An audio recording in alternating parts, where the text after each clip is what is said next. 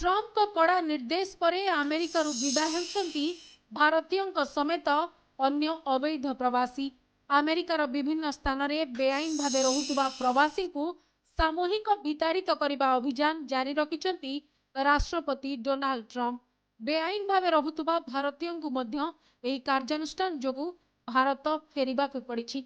C-17 America military aircraft 205 जन भारतीय को नहीं टेक्सास रु दिल्ली अभिमुखे आसुची।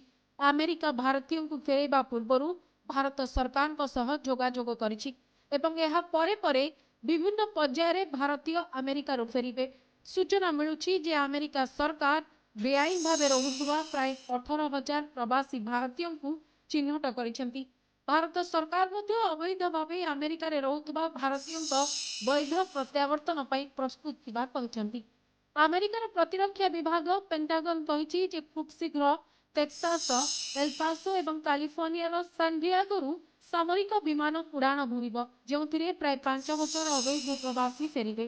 ट्रम्प शासन काल आरंभ होगा सह अमेरिका प्राय 1.1 कोटी बेआईन भाव रुवा प्रवासी को देशांतर करने कथा कहते। अमेरिकीय सेना निकट में लैटिन अमेरिकीय देशगुड़ी 6टी विमान उड़ाण करथिला। कोलंबिया अमेरिकीय विमान गुड़ी निज देश में अवतरण अनुमति देउला। निज लोकों को फेरे आनिबा पई कोलंबिया निज विमान पठाइथिला। तेबे सामरिक शक्ति प्रयोग करी प्रवासी को देशांतर करुछि अमेरिका। मेक्सिको सीमारे मध्य सेना मुतयन करिछि। निर्वाचन प्रचार समय क्षमता को आसिले अमेरिका इतिहास सबुठारु बड़ निर्वाचन अभियान करिवे कहिथिले ट्रम्प, जहाकु पूरण करने दिगरे लागिछि ट्रम्प प्रशासन। यह मध्य प्रवासी संतान को मिलुवा जन्मगत नागरिक अधिकार को मध्य समाप्त कर सारी, जहाँ विरोध रे अवश्य कोर्ट कचेरी जाए मामला जाइछि। शरणार्थी कटकणा लगाई सारी।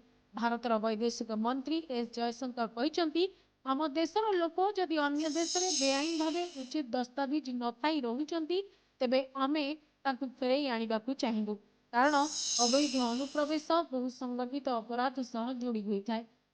तेबे भारतीय को अमेरिका देशांतर करने एमती एक समय आरंभ होतेबले कि आसंता सप्ताह ट्रम्प सह प्रधानमंत्री मोदी भेटघाट हेब।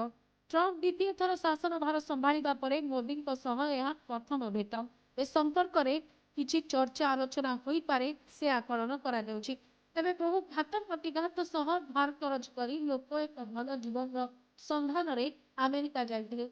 विदेश जीवार व्याकुलता तांकु अवैध प्रवासी परिचय देउछि। वर्ष वर्ष धरी दंतिनु जाई अमेरिका रहुछंती भारत समेत अनेक राष्ट्र लोक, जहाकु अत्यंत गंभीरतार सह नेछंती ट्रम्प सरकार। तांको देशर स्वार्थ सुरक्षा पाई अवैध प्रवासी को देशांतर करने जरूरी बोली से कही आसिछंती। ब्यूरो इनपुट सुप्रिया दास का रिपोर्ट, नक्षत्र न्यूज।